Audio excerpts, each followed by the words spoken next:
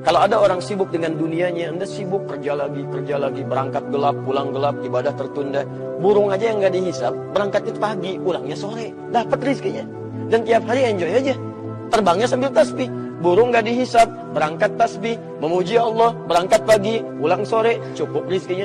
Antum yang dihisap, berangkat gelap, pulang gelap, belum tentu bertasbih, pulang ngomel-ngomel, pengen surga, kan repot tuh. Dan belum cukup aja, mau nyanyi sebanyak apa sih? Toh meninggal nggak dibawa juga gitu kan.